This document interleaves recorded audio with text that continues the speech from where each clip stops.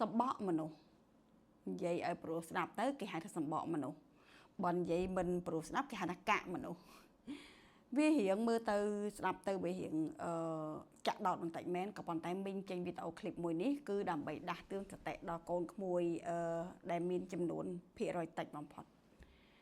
បើសិនជាកូនក្មួយដែលបានលឺហើយកូនក្មួយដែលកំពុងតែមានសកម្មភាពបែបហ្នឹងសូមក្មួយបញ្ចប់សកម្មភាពជាបន្តក្មួយ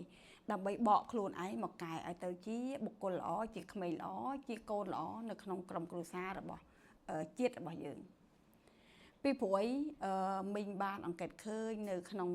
រយៈពេលខ្លីៗនេះសកម្មភាពជាច្រើនដែលក្មួយបានប្រព្រឹត្តគឺទម្លាប់ការចាយលុយទម្លាប់ការគិតទម្លាប់ការដើរហើរនិងទម្លាប់ការប្រព្រឹត្តខ្លួនតាមបែបមិនមែនជាខ្លួនឯងមានមីងបានឃើញកូនក្មួយខ្លះមីងបានស្គាល់ច្បាស់ហើយបានឃើញផ្ទាល់ភ្នែកគឺកូនក្មួយបានធ្វើខ្លួនឯងបែបជាអ្នកមានជាហាយសូរយៈពេលខ្លី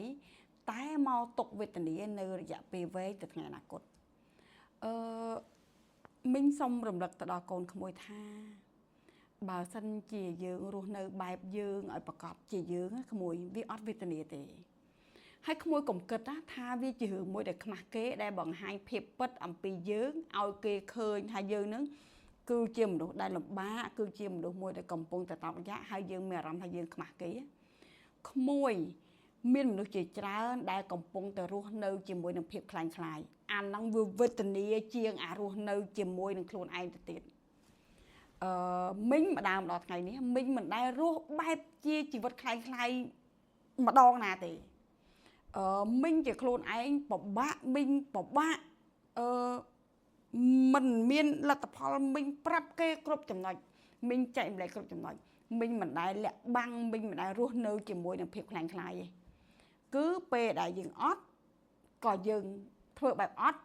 ពេលដែលយើងមានក៏យើងធ្វើបែបអត់